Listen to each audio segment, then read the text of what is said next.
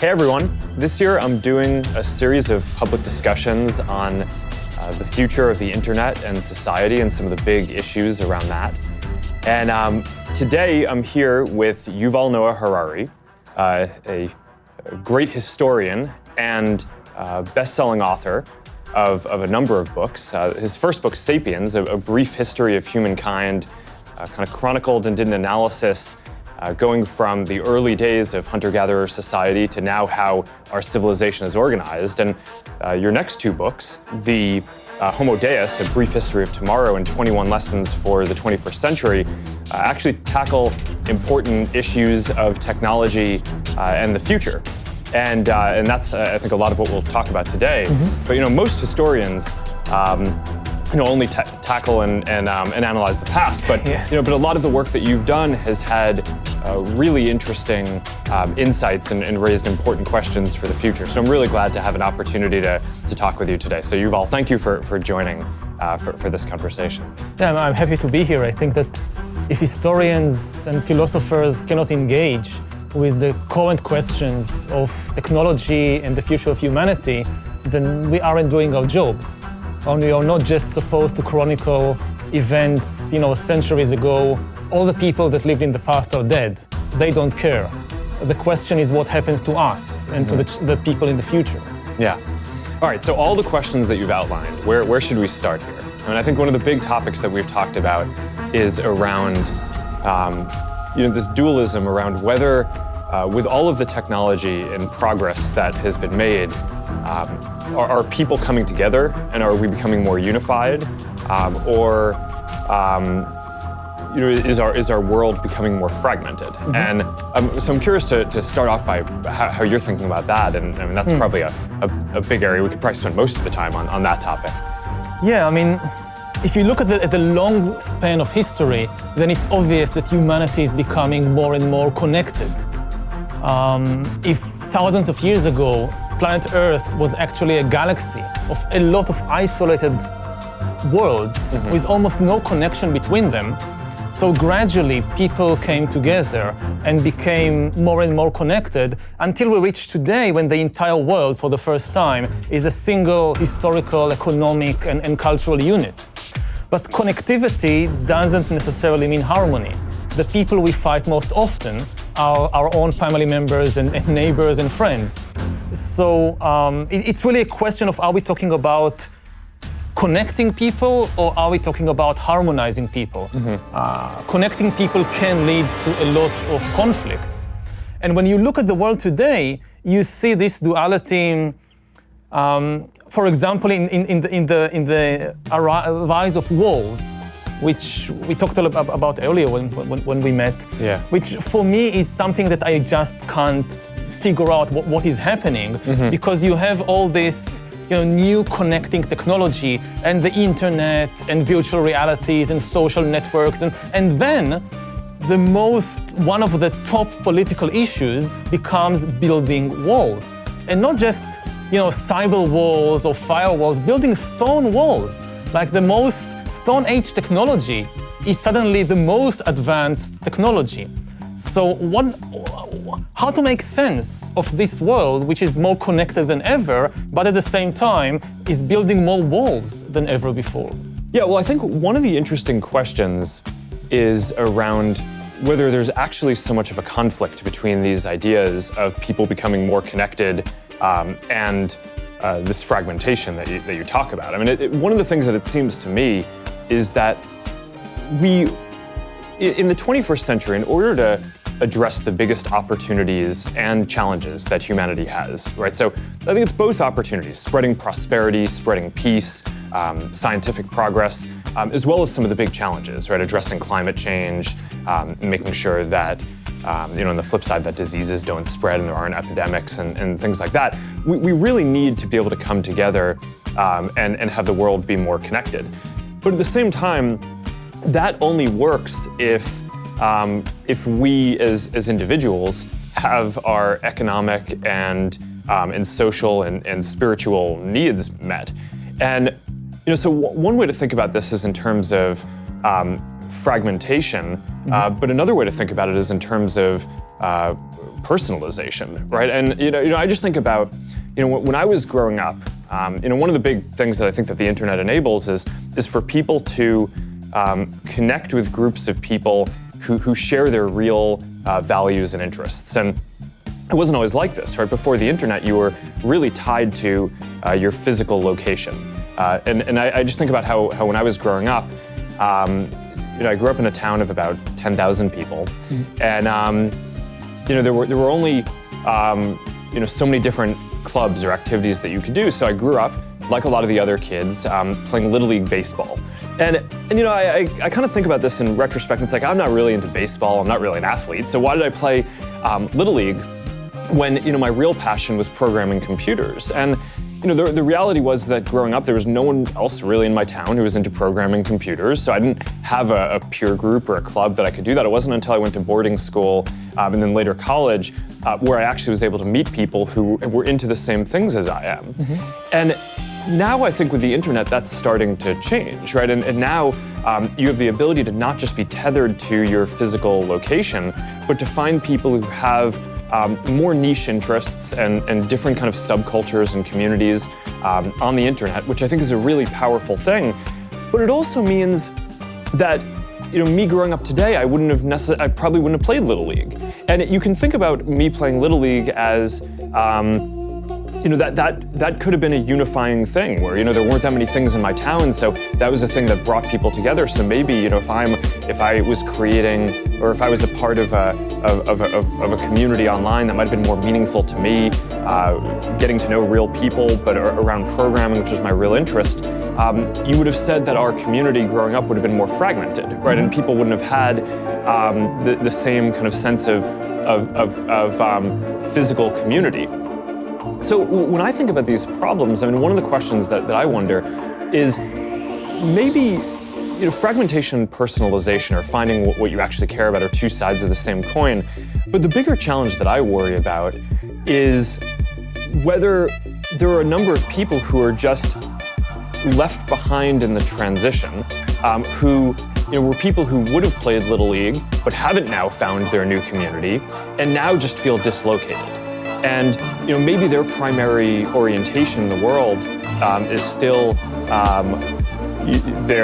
the physical community that they're in, or that they haven't really been able to find a community of people who they're interested in. And as the world has progressed, I think a lot of people feel lost in that way, and that probably contributes to some of the feelings. That would be my hypothesis, at least. That's the social version of it. There's also the economic version around globalization, which I think is as important. But I'm curious what you think about that. About the social issue, well, online communities can be a wonderful thing, but they are still incapable of replacing physical communities, because there are still so many things that you can only do with your body and with your physical friends. And you can travel with your mind throughout the world, but not with your body. And there is a huge questions about the costs and benefits there, and also the ability of people to just escape things they don't like in online communities, but you can't do it in real offline communities. You can unfriend your Facebook friends, but you can't unneighbor your neighbors. They are still there. You can take yourself and move to another country if you have the means, but most people can't.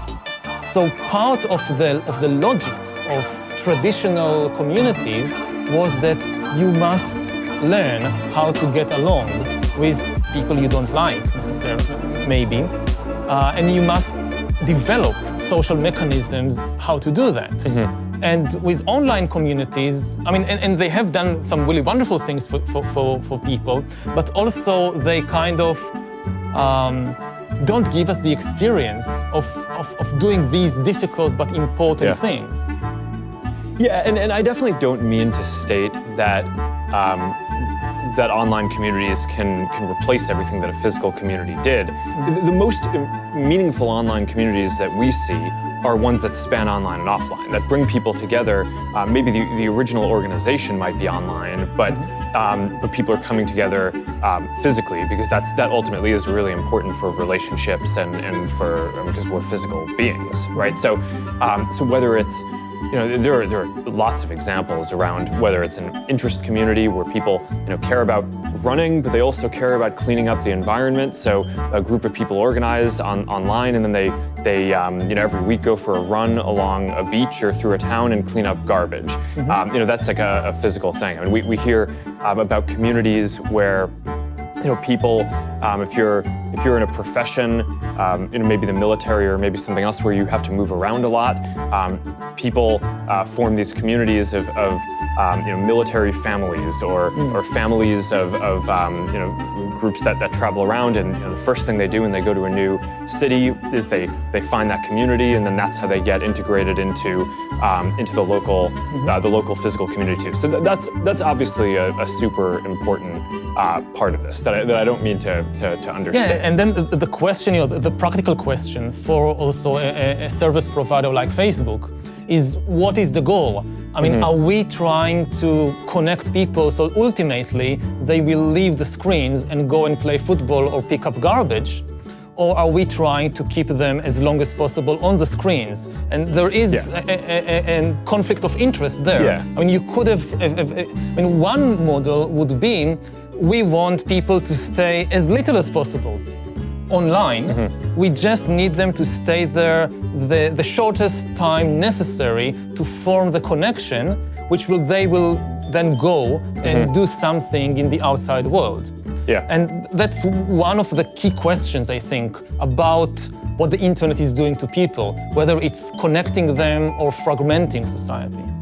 Yeah, and I think your point is right. I mean, we've made this big shift in our systems to make sure that they're optimized for meaningful social interactions, which of course the most meaningful interactions that you can have are physical offline interactions. And there's always this question when you're building a service of how you measure the different thing that you're trying to optimize for. So, it's a lot easier for us to measure if people are interacting or messaging online than if you're having a meaningful connection physically.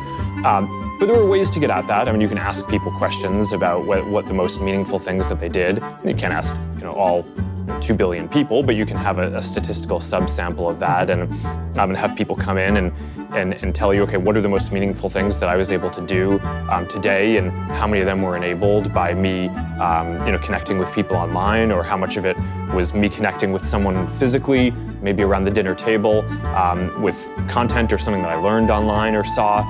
So that is definitely a really important part of it.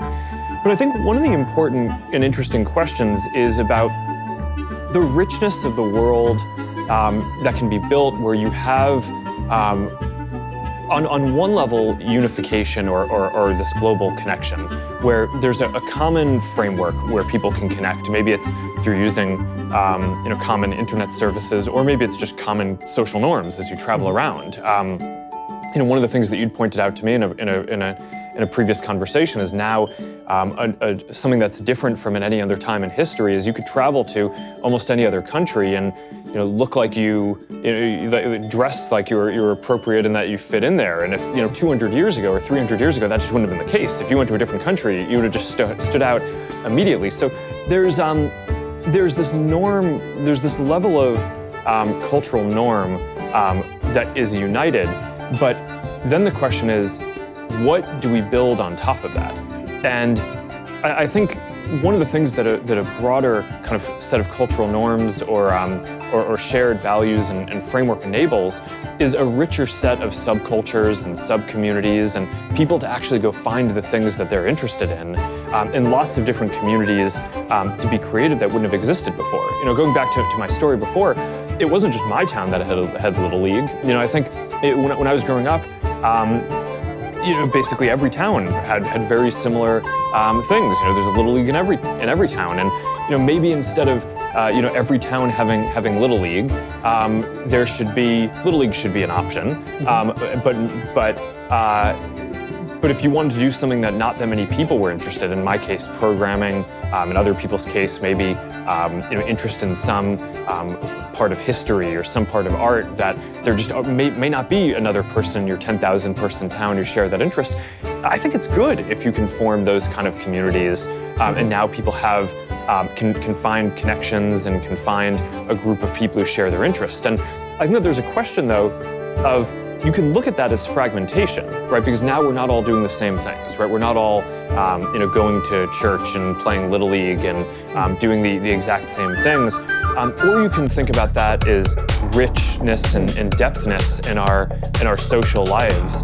And I just think that that's an interesting question: is where you want the commonality across the world and the connection, and where you actually want that commonality to enable deeper richness, even if that means that people are doing different things. And I'm curious if you have a view on that and where that's positive versus where that creates a lack of social cohesion. Yeah, I think almost nobody would argue with the benefits of richer social environment in which people have more options to connect around all kinds of things. The key question is, how do you still create enough social cohesion on a level of a country and increasingly also on the level of the entire globe in order to tackle our main problems? I mean, we need global cooperation like never before because we are facing unprecedented global problems. We just had Earth Day, and to be obvious to everybody, we cannot deal with the problems of the environment, of climate change, except through global cooperation. Similarly, if you think about the potential disruption caused by new technologies like artificial intelligence, we need to find a mechanism for global cooperation around issues like how to prevent an AI arms race, how to prevent different countries racing to build autonomous weapon systems and killer robots and weaponizing the internet and weaponizing social networks. Unless we have global cooperation, we can't stop that. Because every country will say, well, we don't want to produce killer robots, it's a bad idea, but we can't allow our rivals to do it before us, so we must do it first. And then you have a race to the bottom. Similarly, if you think about the potential disruptions to the job market and the economy caused by AI and automation, so it's quite obvious that there will be jobs in the future, but will they be evenly distributed between different parts of the world? One of the potential results of the AI revolution could be the concentration of immense wealth in some parts of the world and the complete bankruptcy of other parts.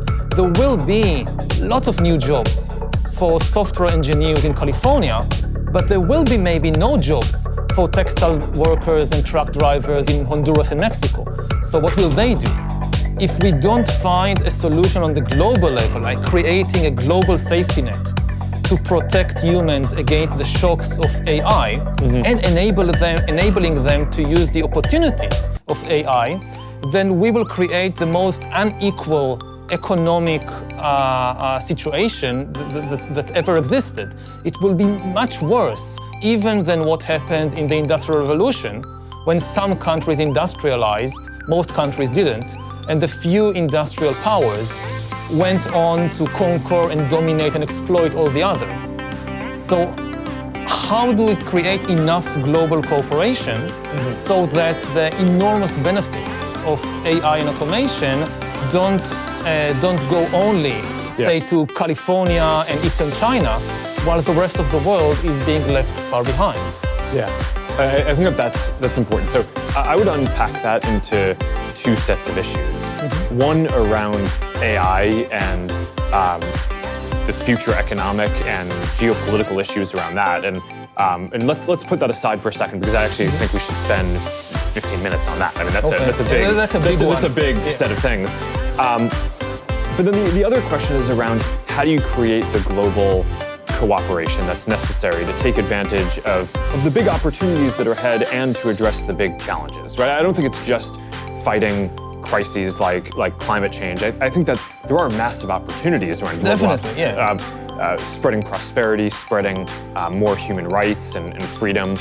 Those are things that come with trade and connection as well. So I think that you want that for the upside. But I guess my diagnosis at this point, and I'm curious to hear your view on this, is I actually think we've spent a lot of the last 20 years with the internet, maybe even longer, working on global trade, global information flow, making it so that people can connect. I actually think the bigger challenge at this point is making it so that in addition to that global framework that we have, making it so that things work for people locally, right? Because I think that there's this dualism here where you need both, right? If you resort to just kind of local tribalism, then you miss the opportunity to work on the really important global issues. But if you have a global framework, but people feel like it's not working for them at home, or some set of people don't feel like that's not working, then they're not politically going to support the global collaboration that needs to have happen. And I think there's the social version of this, which we talked about a little bit before, where people are now able to find communities that match their interests more, but some people haven't found those communities yet, and are left behind as some of the more physical communities.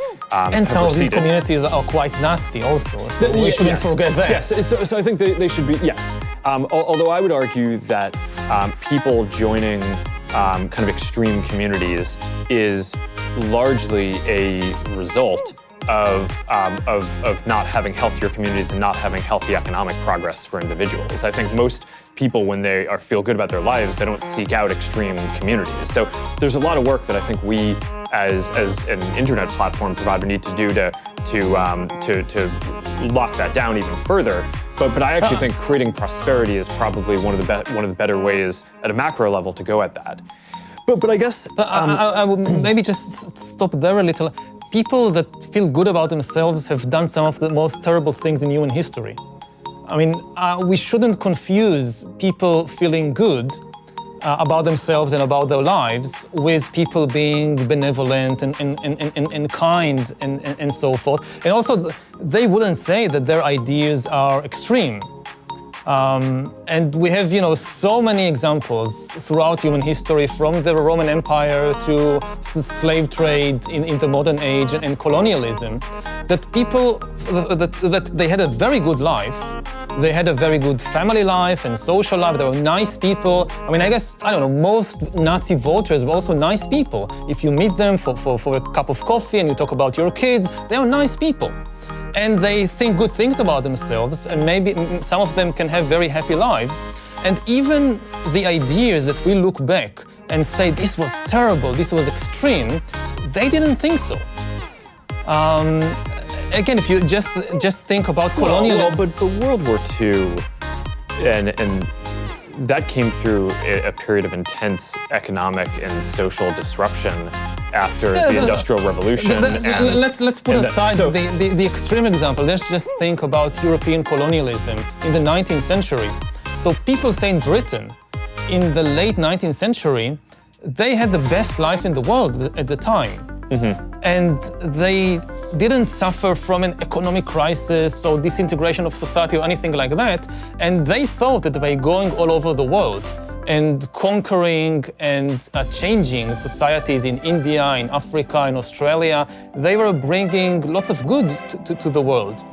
And I'm just saying that so that we are more careful about not confusing the good feelings people have about their life. It's not just miserable people suffering from poverty and economic crisis. Well, I think that there's a difference between the example that you're using of a wealthy society going and colonizing or doing different things that had different negative effects. That wasn't the fringe in that society. I guess what I was more reacting to before was your point about people becoming extremist. I would argue that in those societies, that wasn't those people becoming extremists. You can have a long debate about any part of history and whether the direction that a society chose to take is positive or negative and the ramifications of that. But I think today we have a specific issue, which is that more people are seeking out solutions at the extremes. And I think a lot of that is because of a feeling of dislocation, both economic and social. Now, I think that there's a lot of ways that you go at that. And I think part of it, I mean, as someone who's running one of the internet platforms, I think we have a special responsibility to make sure that our systems aren't encouraging that. But I think broadly, the more macro solution for this is to make sure that people feel like they have that grounding and that sense of purpose and community, and that their lives are, and that they have opportunity. And I think that, statistically, what we see in sociologically is that when people have those opportunities, they don't, on balance, as much seek out those kind of groups. And I think that there's the social version of this. There's also the economic version. I mean, this is the basic story of globalization. Is on the one hand, it's been extremely positive for bringing a lot of people into the global economy, right? People in India and Southeast Asia and across Africa who wouldn't have previously had access to a lot of jobs in the global economy now do. And there's been probably the greatest, at a global level, inequality is way down, right? Because hundreds of millions of people have come out of poverty, and that's been positive. But the big issue has been that in developed countries, there have been a large number of people who are now competing with all these other people who are joining the economy, and jobs are moving to these other places. So a lot of people have lost jobs. For some of the people who haven't lost jobs, there's now more competition for those jobs for people internationally. So their wages, that's one of the factors I would, the analyses have shown that's preventing more wage growth. And there are 5 to 10% of people, according to a lot of the analyses that I've shown, who are actually in absolute terms worse off because of globalization. Now, that doesn't necessarily mean that globalization for the whole world is negative. I think in general it's been on balance positive, but the story we've told about it has probably been too optimistic in that we've only talked about the positives and how it's good as this global movement to bring people out of poverty and create more opportunities.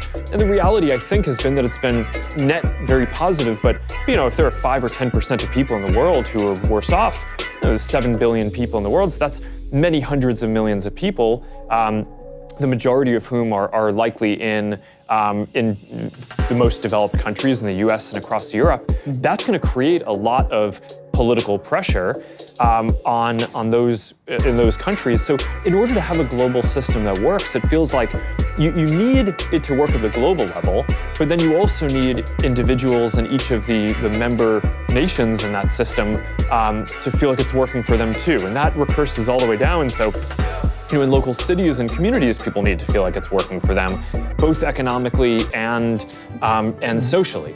So I guess at this point, the thing that I worry about, and I've rotated a lot of Facebook's energy to try to focus on this, is our mission used to be connecting the world.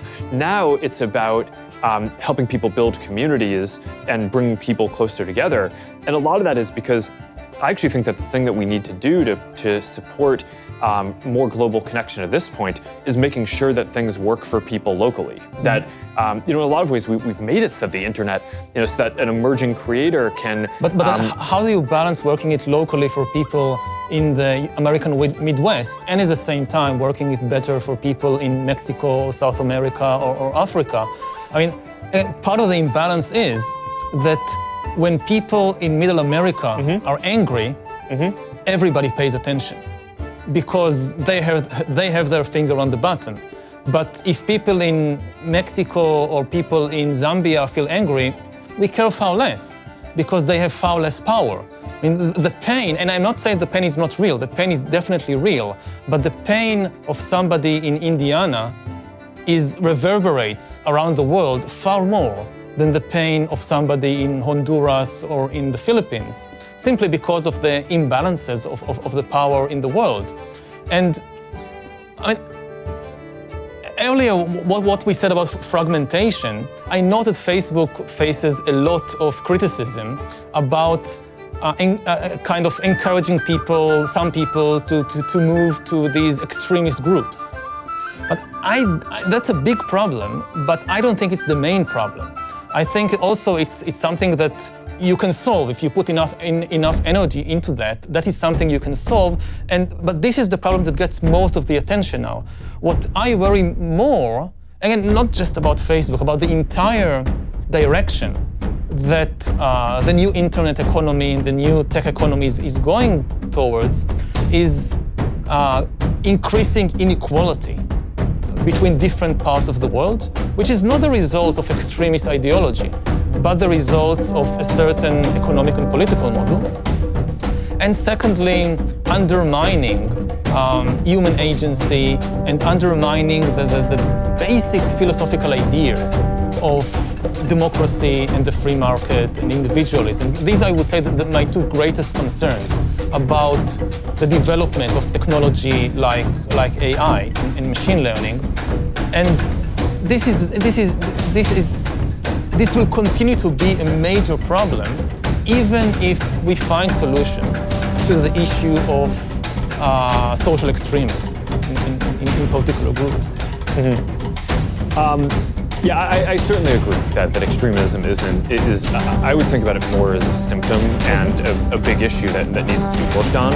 But I think the bigger question is making sure that everyone has a sense of purpose, has a role that they feel matters, and social connections, because at the end of the day, we're social animals. And I think it's easy in our theoretical thinking to abstract that away, but that's such a fundamental part of who we are. So that's why I focus on that. I don't know, do you want to move over to some of the AI issues? Because I think that's or do you want to stick on this topic for a second? No, I mean, this topic is closely connected to AI. Again, because I think that, one of the disservices that science fiction, and I'm a huge fan of science fiction, but I think it has done some pretty bad things, which is to focus attention on the wrong scenarios and the wrong dangers. That people think, oh, AI is dangerous because the robots are coming to kill us. And this is extremely unlikely.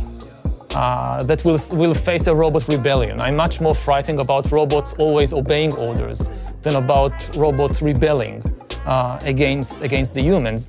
I think the two main problems with AI, and we can explore this in greater depth, is what I just mentioned. First, increasing inequality between different parts of the world, because you'll have some countries which lead and dominate the new AI economy. And this is such a huge advantage that it kind of trumps everything else. And we will see, if we had the Industrial Revolution creating this huge gap between a few industrial powers and everybody else, and then it took 150 years to close the gap. And over the last few decades, the gap has been closed or closing, as more and more countries which were far behind are catching up. Now the gap may reopen and be much worse than ever before because of the rise of AI and because AI is likely to be dominated by just a small number of countries. So that's one issue, AI and inequality. And the other issue is AI and human agency, or even the meaning of human life. What happens when AI is mature enough and you have enough data to basically hack human beings, and you have an AI that knows me better than I know myself and can make decisions for me, predict my choices, manipulate my choices, and authority increasingly shifts from humans to algorithms. So not only decisions about which movie to see, but even decisions like which community to join, who to befriend, whom to marry. We increasingly rely on the recommendations of the AI, and what does it do to human life and human agency? So these I would say the two most important issues of AI inequality and AI and human agency. Yeah. And I think both of them get down to a similar question around values, right? And who's building this, and what are the values that are encoded, and how does that end up playing out? I tend to think that in a lot of the conversations around AI, we almost personify AI, right? Your point around killer robots or something like that. But I actually think AI is very connected to the general tech sector, right? So almost every technology product and increasingly a lot of not what you call technology products are made better in some way by AI. So it's not like AI is a monolithic thing that you build. It powers a lot of products. So it's a lot of economic progress and can get towards some of the distribution of opportunity questions that you're raising. But it also is fundamentally interconnected with these really socially important questions around data and privacy and how we want our data to be used and what are the policies around that and what are the global frameworks. And so one of the big questions that, so I tend to agree with a lot of the questions that you're raising, which is that a lot of the countries that have the ability to invest in future technology, of which AI and data and future internet technologies are certainly an important area, are doing that because it will give their local companies an advantage in the future, right? And to be the ones that are exporting services around the world. I tend to think that right now, the United States has a major advantage that a lot of the global technology platforms are made here, and certainly a lot of the values that are encoded in that are shaped largely by American values. They're not only. I mean, speaking for Facebook, we serve people around the world, and we take that very seriously. But certainly ideas like giving everyone a voice, that's something that is probably very shaped by the American ideas around free speech and strong adherence to that. So I think culturally and economically, there's an advantage for countries to develop, to kind of push forward the state of the field and have the companies that in the next generation are the strongest companies in that. So certainly you see different countries trying to do that. And this is very tied up in not just economic prosperity and inequality, do they have but a real also chance? I mean, does a country like Honduras, Ukraine, Yemen has any real chance of joining the AI race, or are they are already out? I mean, it's not going to happen in Yemen. It's not going to happen in Honduras. And then what happens to them in 20 years or 50 years? Some of this gets down to the values around how it's developed, though. Right? I think that there are certain advantages that countries with larger populations have because you can get to critical mass in terms of universities and industry and investment and things like that. But one of the values that we here, right, both at Facebook and I think generally in the academic system of trying to do research, hold is that you do open research, right? So a lot of the work that's getting invested into these advances, in theory, if this works well, should be more open. So then you can have an entrepreneur in one of these countries that you're talking about, which maybe isn't a whole industry-wide thing, and certainly I think you'd bet against sitting here today that in the future all of the AI companies are going to be in a given small country. But I don't think it's far-fetched to believe that there will be an entrepreneur in some place who can use Amazon Web Services to spin up instances for compute, who can hire people across the world in a globalized economy and can leverage research that has been done in the US or across Europe or in different open academic institutions or companies that increasingly are publishing their work that are pushing the state-of-the-art forward on that. So I think that there's this big question about what we want the future to look like. And part of the way that I think we want the future to look is we want it to be open. We want the research to be open. I think we want the internet to be a platform. And this gets back to your unification point versus fragmentation.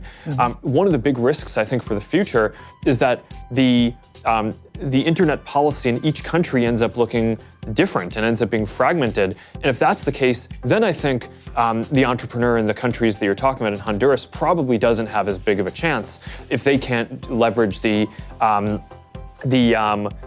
all the advances that are happening everywhere. But if the internet stays one thing and the research stays open, then I think that they have a much better shot. So when I look towards the future, one of the things that I just get very worried about is the values that I just laid out are not values that all countries share.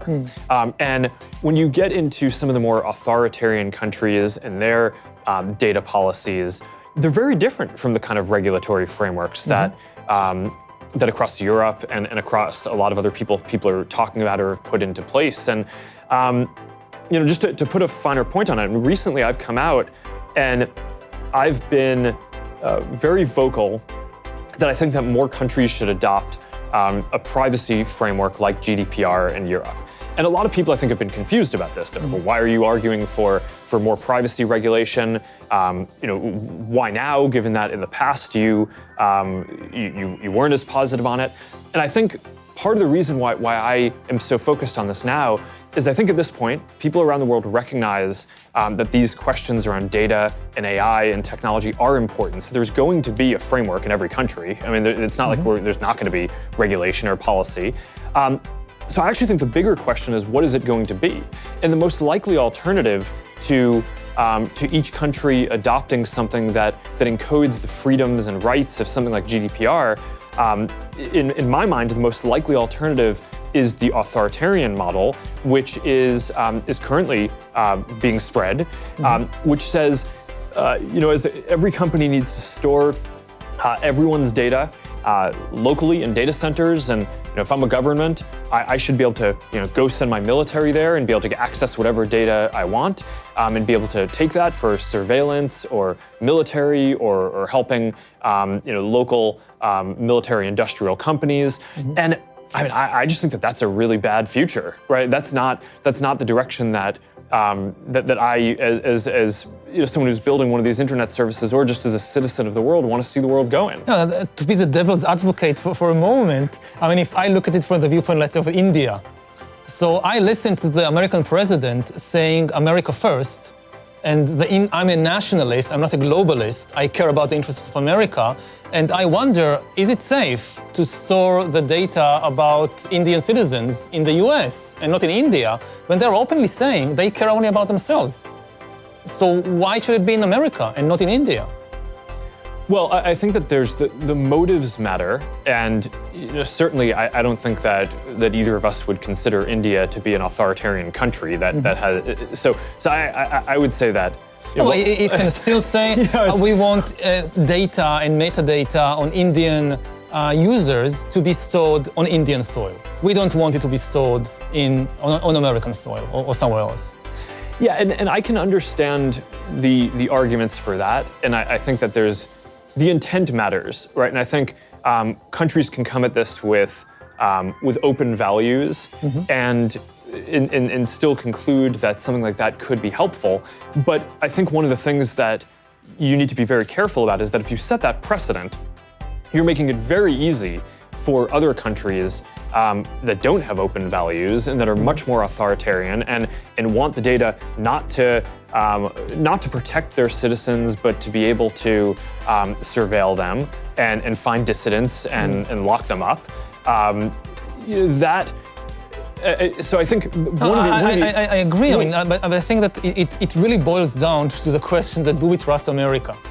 And given the past 2-3 years, people in more and more places around the world, I mean, previously, say if we were sitting here 10 years ago or 20 years ago or 40 years ago, then America declared itself to be the leader of the free world. We can argue a lot whether this was the case or not, or at least on the declaratory level, this was how America presented itself to the world. We are the leaders of the free world, so trust us, we care about freedom. But now we see a different America. America which doesn't want even to be, again, it's not a question of even what they do, but how America presents itself no longer as the leader of the free world, but as a country which is interested above all in itself and in its own interests. And just this morning, for instance, I read that the US is considering having a veto on the UN resolution against using sexual violence as a weapon of war. And the US is the one that thinks of vetoing this. And as somebody who is not a citizen of the US, I ask myself, can I still trust America to be the leader of the free world if America itself says, I don't want this role anymore? Well, I think that that's a somewhat separate question from the direction that the internet goes in, because I mean, GDPR, the framework that I'm advocating, that it would be better if more countries adopted something like this, because I think that that's just significantly better than the alternatives, a lot of which are these more authoritarian models. I mean, GDPR originated in Europe, right? So it's not an American invention. And I think in general, these values of openness in research, of cross-border flow of ideas and trade, that's not an American idea, right? I mean, that's a global philosophy for how the world should work. And I think that the alternatives to that are, at best, fragmentation, right, which breaks down the global model on this. At worst, a growth in authoritarianism for the models of how this gets adopted. And that's where I think that the precedents on some of this stuff get really tricky. I mean, you're I think doing a good job of playing devil's advocate in the conversation because you're bringing all of the counter arguments that I think someone with good intent might bring to argue, hey, maybe a different set of data policies is something that we should consider. The thing that I just worry about is that what we've seen is that once a country puts that in place, that's a precedent that then a lot of other countries that might be more authoritarian use to basically be a precedent to argue that they should do the same things. And then that spreads. And I think that that's bad. Right, and that's one of the things that that is the person running this company. I'm quite committed to making sure that we play our part in pushing back on that and keeping the internet as one platform. So I mean, one of the most important decisions that I think I get to make is the person running this company is where are we going to build our data centers and store data? And we've made the decision that we're not going to put data centers in countries that we think have weak rule of law, where people's data may be improperly accessed, and that could put people in harm's way. And I mean, there have been a lot of questions around the world around questions of censorship, and I think that those are really serious and important. I mean, a lot of the reason why I build what we build is because I care about giving everyone a voice, giving people as much voice as possible. So I don't want people to be censored. At some level, these questions around data and how it's used and whether authoritarian governments get access to it, I think are even more sensitive because if you can't say something that you want, that is highly problematic. That violates your human rights, I think, in a lot of cases. It stops progress. But if a government can get access to your data, then it can identify who you are and go lock you up. And hurt you and hurt your family and cause real physical harm in ways that are just really deep. So I do think that people running these companies have an obligation to try to push back on that and fight establishing precedents which will be harmful, even if a lot of the initial countries that are talking about some of this have good intent. I think that this can easily go off the rails. And when you talk about in the future AI and data, which are two concepts that are just really tied together, I just think the values that comes from, and whether it's part of a more global system, a more democratic process, a more open process, that's one of our best hopes for having this work out well. If it comes from repressive or authoritarian countries, then I just think that's going to be highly problematic in a lot of ways. Yeah, well, that raises the question of how do we build AI in such a way that it's not inherently a tool of surveillance and manipulation and control? I mean, this goes back to the idea of creating something that knows you better than you know yourself, which is kind of the ultimate surveillance and control tool. And we are building it now. In different places around the world, it's being built. And what are your thoughts about how to build an AI which serves individual people and protects individual people, and not an AI which can easily, with a flip of a switch, becomes kind of the ultimate surveillance tool? Well, I think that is more about the values and the policy framework than the technological development. I mean, it's a lot of the research that's happening in AI are just very fundamental mathematical methods where a researcher will create an advance, and now all of the neural networks will be 3% more efficient. I'm just kind of throwing this out, and that means that, all right, newsfeed will be a little bit better for people. Our systems for detecting things like hate speech will be a little bit better, but our ability to find photos of you that you might want to review will be better. But all these systems get a little bit better. So now, I think the bigger question is you have places in the world where governments are choosing to use that technology and those advances for things like widespread face recognition and surveillance. And those countries, I mean, China's doing this, they create a real feedback loop, which advances the state of that technology, where they say, okay, well, we want to do this. So now there's a set of companies that are sanctioned to go do that and are getting access to a lot of data to do it because it's allowed and encouraged. So that is advancing and getting better and better. That's not a mathematical process. That's kind of a policy process that they want to go in that direction. Those are the values, and it's an economic process of the feedback loop and development of those things, compared to in countries that might say, hey, that kind of surveillance isn't what we want. Those companies just don't exist as much, right? Or don't get as much support. I don't know, in my home country of Israel is, at least for Jews, it's a democracy, and it's one of the leaders of the world in surveillance technology. And we basically have one of the biggest laboratories of surveillance technology in the world, which is the occupied territories. And exactly these kinds of systems are being developed there and exported all over the world.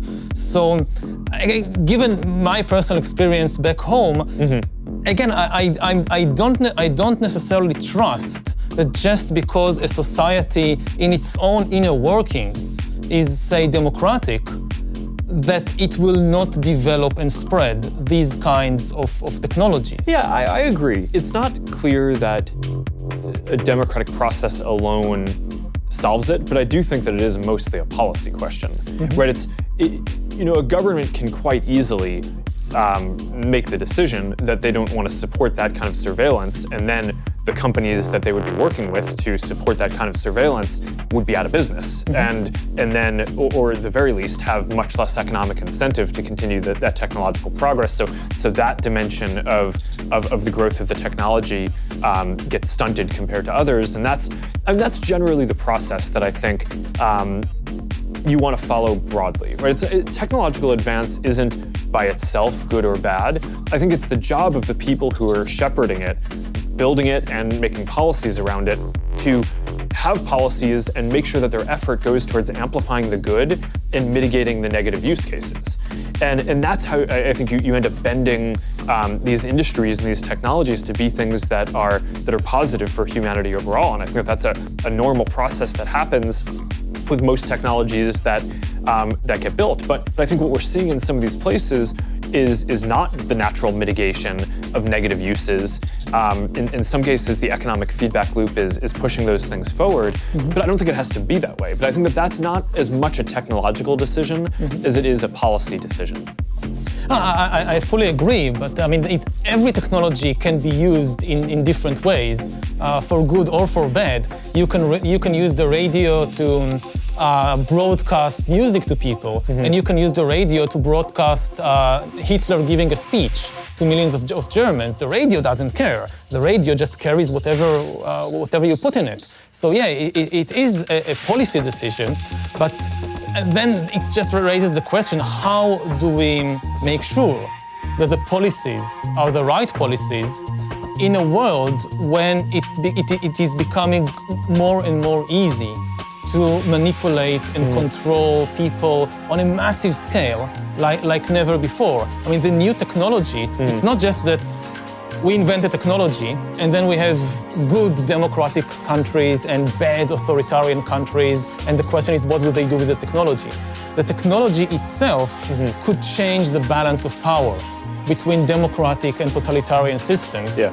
And I fear that the new technologies are giving an inherent advantage, not necessarily overwhelming, but they do tend to give an inherent advantage to totalitarian regimes, because the biggest problem of totalitarian regimes in the 20th century, which eventually led to their downfall, is that they couldn't process the information efficiently enough.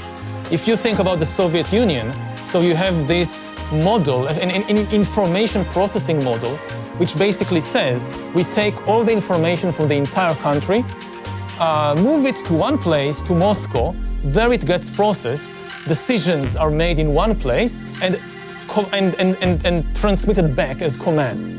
This was the Soviet model of information processing. And versus the American version, which was, no, we don't have a single center. We have a lot of organizations and a lot of individuals and businesses, and they can make their own decisions. In the Soviet Union, there is somebody in Moscow. If I live in some small farm or kolkhoz in Ukraine, there is somebody in Moscow who tells me how many radishes to grow this year, because they know. And in America, I decide for myself with, I get signals from the market and I decide. And the Soviet model just didn't work well because of the difficulty of processing so much information quickly with 1950s technology. And this is one of the main reasons why the Soviet Union lost the Cold War to the United States. But with the new technology, it might become, it's not certain, but one of my fears is that the new technology suddenly makes central information processing far more efficient than ever before, and far more efficient than distributed data processing. Because the more data you have in one place, the better your algorithms, and so on and so forth. And this kind of tilts the balance between totalitarianism and democracy in favor of totalitarianism. And I wonder, what are your thoughts on this issue? Well, I'm more optimistic about about democracy in this. I think the way that the democratic process needs to work is people start talking about these problems, and then even if it seems like it starts slowly in terms of people caring about data issues and technology policy, because it's a lot harder to get everyone to care about it than it is just a small number of decision makers. So I think that the history of democracy versus more totalitarian systems is, it always seems like the totalitarian systems are going to be more efficient and the democracies are just going to get left behind. But smart people, people start discussing these issues and caring about them, and I do think we see that people do now care much more about their own privacy, about data issues, about the technology industry. People are becoming more sophisticated about this. They realize that having a lot of your data stored can both be an asset because it can help provide a lot of benefits and services to you, but increasingly maybe it's also a liability because there are hackers and nation states who might be able to break in and use that data against you or exploit it or reveal it. So maybe people don't want their data to be stored forever. Maybe they want it to be reduced in permanence. Maybe they want it all to be end-to-end encrypted as much as possible in their private communications. People really care about this stuff in a way that they didn't before, and that's certainly over the last several years. That's grown a lot. So I think that conversation is the normal democratic process. And I think what's going to end up happening is that by the time you get people broadly aware of the issues and on board, that is just a much more powerful approach, where then you do have people in a decentralized system who are capable of making decisions, who are smart, who I think will generally always do it better than too centralized of an approach. And here is, again, a place where I worry that personifying AI and saying AI is a thing, right? That an institution will develop, and it's almost like a sentient being. I think mischaracterizes what it actually is, right? It's a set of methods that make everything better. Let me retract that. That's way too broad. It's a lot of technological processes more efficient, and I think that's. But that's the worry. It makes also. That's not just for centralized folks, right? In our context, so we build our business is this ad platform, and a lot of the way that can be used now is we have 90 million small businesses that use our tools. And now, because of this access to technology, they have access to the same tools to do advertising and marketing and reach new customers and grow jobs that previously only the big companies would have had. And that's a big advance, and that's a massive decentralization. When people talk about our company and the internet platforms overall, they talk about how there's a small number of companies that are big, and that's true, but the flip side of it is that now there are billions of people around the world who have a voice, that they can share information more broadly, and that's actually a massive decentralization in power, and kind of returning power to people.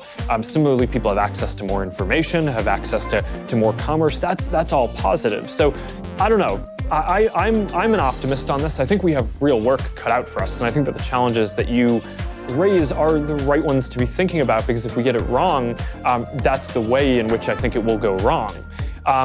But I don't know. I think that the historical precedent would say that at all points, whether it was the competition between the US and Japan in the 80s and the 70s, or the Cold War before that, or different other times, people always thought that the democratic model, which is slow to mobilize, but very strong once it does, and once people get bought into a direction and understand the issue, I do think that will continue to be the best way to spread prosperity around the world and make progress in a way that meets people's needs. And that's why, when we're talking about internet policy, when you're talking about economic policy, I think spreading regulatory frameworks that encode those values, I think is one of the most important things that we can do. But it starts with raising the issues that you are and having people be aware of the potential problems. Yeah, I agree that in the last few decades, it was the case that open democratic systems were better and more efficient. And this, again, one of my fears is that it might have made us a bit complacent, because we assume that this is kind of a law of nature, that distributed systems are always better and more efficient than centralized systems. And we grew up in a world in which there was kind of this, to do the good thing morally was also to do the efficient thing economically and politically. And a lot of countries liberalized their economy, their society, their politics over the last 50 years, more because they were convinced of the efficiency argument than of the deep moral argument. And what happens if efficiency and morality suddenly split? Which have happened before in history. I mean, the last 50 years are not representative of the whole of history. We had many cases before in human history in which repressive, centralized systems were more efficient, and therefore you got these repressive empires. And there is no law of nature which says that this cannot happen again. And again, my fear is that the new technology might tilt that balance.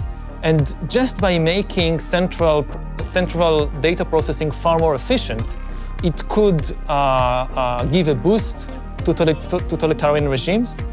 Also, in the balance of power between, say, again, the center and the individual, that for most of history, the central authority could not really know you personally, simply because of the inability to gather and process the information.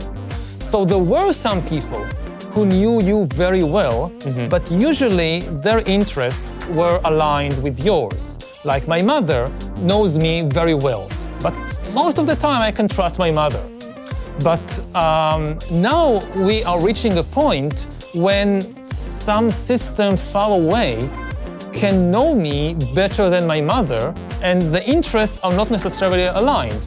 Now, yes, we can use that also for good, but what I'm pointing out, that this is a kind of power that never existed before, and it could empower totalitarian and authoritarian regimes to do things that was simply technically impossible until today. Yeah. And if you live in an open democracy, so okay, you can rely on all kinds of mechanisms to protect yourself. But thinking more globally about this issue, I think a key question is, how do you protect human attention from being hijacked by malevolent players who know you better than you know yourself, who know you better than your mother knows you? And this is a question that we never had to face before, because we never had, usually the malevolent players just didn't know me very well. Yeah, okay, so there's a lot in what you were just talking about. I mean, I think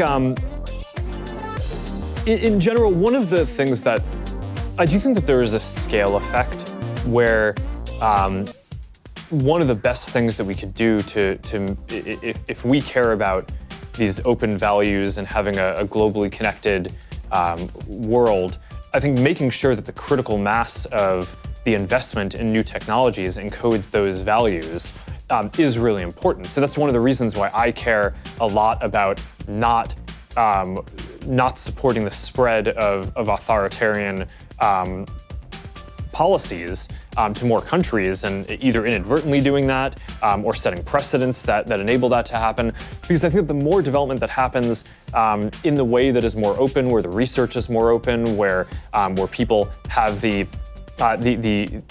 the policy making around it is more democratic, I think that that's going to be positive. So I think kind of maintaining that balance ends up being really important. And one of the reasons why I think democratic countries over time tend to do better on serving what people want is because there's no metric to optimize the society, right? It's when you talk about efficiency, a lot of what people are talking about is economic efficiency, right? Are we increasing GDP? Are we increasing jobs? Are we decreasing poverty? And those things are all good, but I think part of what the democratic process does is people get to decide on their own which of the dimensions in society matter the most to them in their lives. If you can hijack people's attention and manipulate them, then people deciding on their own just doesn't help, because I don't realize it, that somebody manipulated me to think that this is what I want. And we are reaching the point when, for the first time in history, you can do that on a massive scale. So again, I speak a lot about the issue of free will in this regard, and the people that are easiest to manipulate are the people who believe in free will and who simply identify with whatever thought or desire pops up in their mind, because they cannot even imagine that this desire is not the result of my free will. This desire is the result of some external manipulation. Now, it may sound paranoid, and for most of history, it was probably paranoid because nobody had this kind of ability to do it on a massive scale. But here, like in Silicon Valley, the tools to do that on a massive scale have been developed over the last few decades, and they may have been developed with the best intentions. Some of them may have been developed with the intention of just selling stuff to people and selling products to people. But now the same tools that can be used to sell me something I don't really need can now be used to sell me a politician I really don't need, or an ideology that I really don't need. It's the same tool. It's the same hacking the human animal and manipulating what's happening inside. Yeah, okay, so there's a lot going on here. I think that there's, when designing these systems, I think that there's the intrinsic design, which you want to make sure that you get right, and then there's preventing abuse, which I think is something that there's two types of questions that people raise. I mean, one is, we saw what the Russian government tried to do in the 2016 election. That's clear abuse. We need to build up really advanced systems for detecting that kind of interference in the democratic process and more broadly, being able to identify when people are standing up networks of fake accounts that are not behaving in a way that normal people would, to be able to weed those out and work with law enforcement and election commissions and folks all around the world and intelligence community to be able to coordinate and be able to deal with that effectively. So stopping abuse is certainly important. But I would argue that the even more, the deeper question is about the intrinsic design of the systems, Yeah, right? exactly. So not just fighting the abuse. And there, I think that the incentives are more aligned towards a good outcome than a lot of critics might say. And here's why. I think that there's a difference between what people want first order and what they want second order over time, right? So right now you might just consume a video because you think it's silly or fun, and you wake up and or you kind of look up an hour later and you've watched a bunch of videos and you're like, well, what happened to my time? And okay, so maybe in the narrow short-term period, you consumed some more content, and maybe you saw some more ads, so it seems like it's good for the business, but it actually really isn't over time, because people make decisions based on what they find valuable. And what we find, at least in our work, is that what people really want to do is connect with other people, right? It's not just passively consume content. So we've had to find and constantly adjust our systems over time to make sure that we're rebalancing it, so that way you're interacting with people, so that way we make sure that we don't just measure systems in the signals in the system, like what are you clicking on, because that that could get you into a bad local optimum. But instead we bring in real people to tell us what their real experience is in words, right? Not just kind of filling out scores, but also telling us, what were the most meaningful experiences you had today? What content was the most important? What interaction did you have with a friend that mattered to you the most? And was that connected to something that we did? And if not, then we go and try to do the work to figure out how we can facilitate that. And what we find is that, in the near term, maybe showing some people some more viral videos might increase time, right? But over the long term, it doesn't. It's not actually aligned with our business interest or the long-term social interest. So in strategy terms, that would be a stupid thing to do. And now I think a lot of people think that businesses are just very short-term oriented, and that we only care about, people think that businesses only care about the next quarter profit.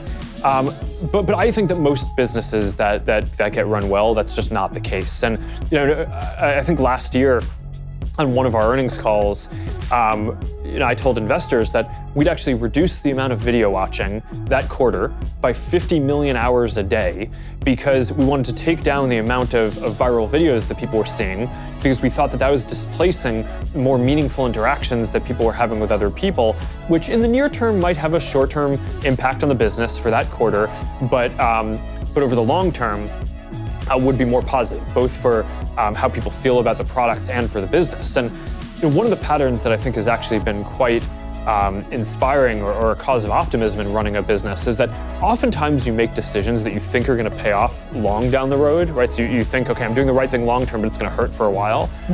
And I almost always find that the long term comes sooner than you think. And that when you make these decisions that they're maybe taking some pain in the near term, in order to get to what will be a better case down the line, that better case, maybe you think it'll take 5 years, but actually it ends up coming in a year, right? And I think people at some deep level know when something is good, and I guess this gets back to the democratic values, because at some level, I trust that people have a sense of what they actually care about, and it may be that if we were showing more viral videos, maybe that would be better than the alternatives that they have to do right now, right? I mean, maybe that's better than what's on TV, because at least they're personalized videos. Maybe it's better than YouTube if we have better content, or whatever the reason is. But I think you can still make the service better over time for actually matching what people want. And if you do that, that is going to be better for everyone. So I do think the intrinsic design of these systems is quite aligned with serving people in a way that is pro-social. And that's certainly what I care about in running this company, is to get there. Yeah, I think this is like the rock bottom. That this is the most important issue, that ultimately, what I'm hearing from you and from many other people when I have these discussions is ultimately the customer is always right, the voter knows best, people know deep down, people know what is good for them, people make a choice, if they choose to do it, then it's good.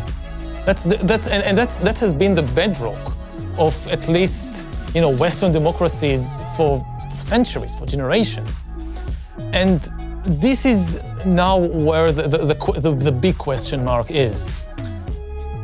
Is it still true in a world where we have the technology to hack human beings and manipulate them like never before, that the customer is always right, that the voter knows best? Or have we gone past this point? And we can know, the simple ultimate answer that, well, this is what people want and they know what's good for them, maybe it's no longer the case. Well, yeah, I think that it's not clear to me that has changed, but I think that's a very deep question about democracy. This is the deepest. I don't think that's a new question. I think it's people have always. No, the question isn't new. The technology is new.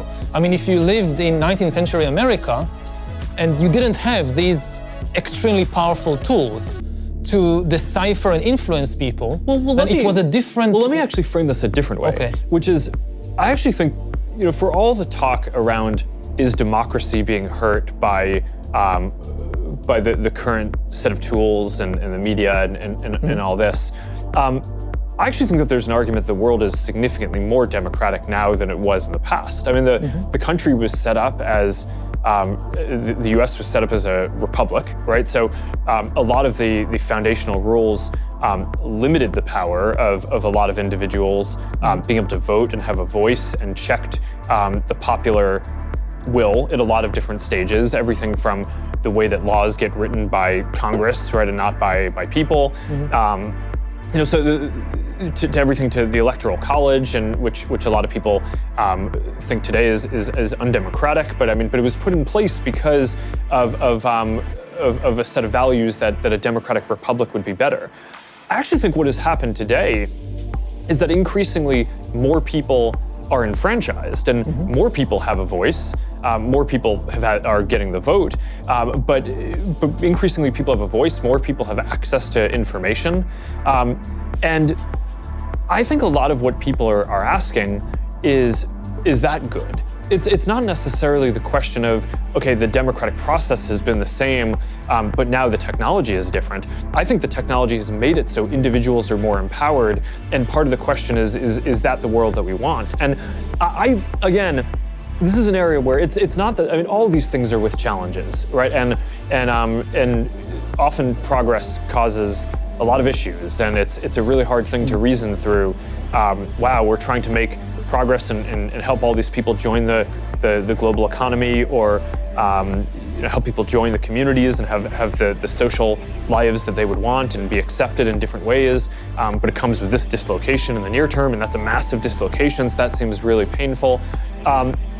But I actually think that you can make a case that we are at and continue to be at the most democratic time. And I think that overall, in the history of our country at least, when we've gotten more people to have the vote, and we've gotten more representation, and we've made it so people have access to more information, and more people can share their experiences, I do think that that's made the country stronger and has helped progress. And it's not that this stuff is without issues. It has massive issues, but that's at least the pattern that I see, and why I'm optimistic about a lot of the work. I agree that more people have more voice than ever before, both in the US and globally. I think you're absolutely right. My concern is to what extent we can trust the voice of people, to what extent I can trust my voice. We have this picture of the world, that I have this voice inside me which tells me what is right and what is wrong. And the more I'm able to express this voice in the outside world and influence what's happening, and the more people can express their voices, it's better, it's more democratic. But what happens if at the same time that more people can express their voices, it's also easier to manipulate your inner voice? To what extent you can really trust that the thought that just popped up in your mind is the result of some free will and not the result of an extremely powerful algorithm that understands what's happening inside you and knows how to push the buttons and press the levers and is serving some external entity.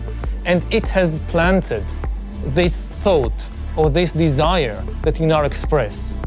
So it's two different issues of giving people voice and trusting. And again, I'm not saying I know everything, but all these people that now join the conversation, we cannot trust their voices.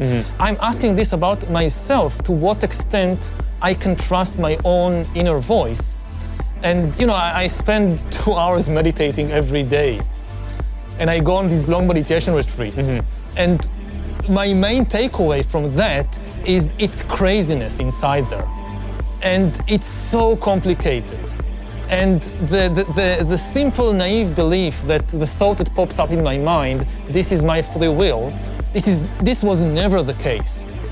But if, say, 1,000 years ago, the battles inside were mostly between, neurons and biochemicals and childhood memories and all that, increasingly, you have external actors going under your skin and into your brain and into your mind. And how do I trust that my amygdala is not a Russian agent now? How do I know? The more we understand about the extremely complex world inside us, the less easy it is to simply trust what this inner voice is saying. Yeah, I understand the point that you're making. As one of the people who's running a company that develops ranking systems to try to help show people content that's going to be interested to them, there's a dissonance between the way that you're explaining what you think is possible and what I see as a practitioner building this. I think you can build systems that can get good at a very specific thing, right? At helping to understand which of your friends you care the most about so you can rank their content higher in newsfeed. But the idea that there's some kind of generalized AI that's a monolithic thing that understands all dimensions of who you are in a way that's deeper than you do, I think doesn't exist and is probably quite far off from existing. So there's certainly abuse of the systems that I think needs to be, that I think is more of a policy and values question, which is, on Facebook, you're supposed to be your real identity. So if you have, to use your example, Russian agents or folks from the government, or the IRA, who are posing as someone else and saying something, and you see that content, but you think it's coming from someone else, then that's not an algorithm issue. I mean, that's someone abusing the system and taking advantage of the fact that you trust that on this platform, someone is generally going to be who they say they are. So you can trust that the information is coming from someplace and kind of slipping in the back door that way. And that's the thing that we certainly need to go fight. But I don't know. As a broad matter, I do think that there's this question of to what degree are the systems, and this kind of brings it full circle to where we started on is it fragmentation or is it personalization? Is the content that you see, if it resonates, is that because it actually just more matches your interests, or is it because you're being incepted and convinced of something that you don't actually believe and is dissonant with your interests and your beliefs? And certainly all the psychological research that I've seen and the experience that we've had is that when people see things that don't match what they believe, they just ignore it, right? So certainly there can be an evolution that happens where a system shows information that you're going to be interested in, and if that's not managed well, that has the risk of pushing you down a path towards adopting a more extreme position or evolving the way you think about it over time. But I think most of the content, it resonates with people because it resonates with their lived experience, and to the extent that people are abusing that, and either trying to represent that they're someone who they're not, or trying to take advantage of a bug in human psychology where we might be more prone to an extremist idea. That's our job in either policing the platform, working with governments and different agencies, and making sure that we design our systems and our recommendation systems to not be promoting things that people might engage with in the near term, but over the long term will regret and resent us for having done that. And I think it's in our interest to get that right. And for a while, I think we didn't understand the depth of some of the problems and challenges that we face there. And there's certainly still a lot more to do. And when you're up against nation states, I mean, they're very sophisticated, so they're going to keep on evolving their tactics. But the thing that I think is really important is that the fundamental design of the systems, I do think, in our incentives are aligned with helping people connect with the people they want, have meaningful interactions, not just getting people to watch a bunch of content that they're going to resent later that they did that, and certainly not making people have more extreme or negative viewpoints than what they actually believe. Mm-hmm. So maybe I can try and summarize my view on that. We have two distinct dangers coming out of the same technological tools. We have the easier danger to grasp, which is of extreme totalitarian regimes of a kind we haven't seen before.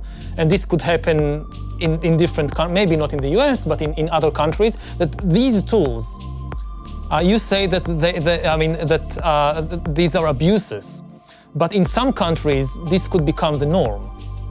That you are living from the moment you are born in this system that constantly monitors and surveils you and constantly kind of manipulates you from a very early age to adopt particular ideas, views, habits, so forth, in a way which was never possible before. Mm-hmm. And this is like the full-fledged totalitarian dystopia, which could be so effective that people would not even resent it because they will be completely aligned with the values or the ideals of the system. It's not 1984 where you need to torture people all the time. No, if you have agents inside their brain, you don't need the external secret police.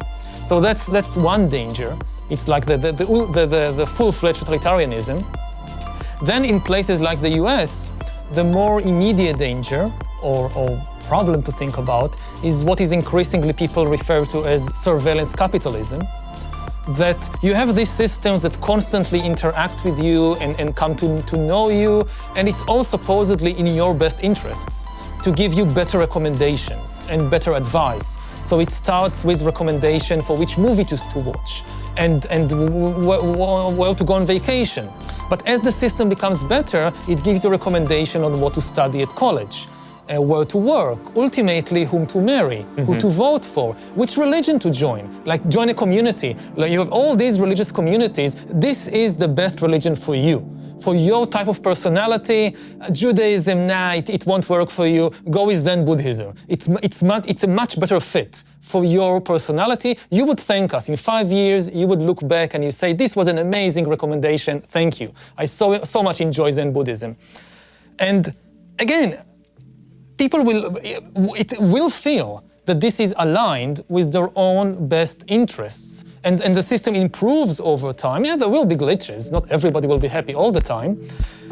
But what does it mean that all the most important decisions in my life are being taken by an external algorithm? What does it mean in terms of human agency, in terms of, the meaning of life? Mm-hmm. For thousands of years, humans tended to view life as a drama of decision-making. Like life is it's a journey, you reach an intersection after intersection, and you need to choose. Some decisions are small, like what to eat for breakfast, and some decisions are really big, like whom to marry. And almost all of art and all of religion is about that.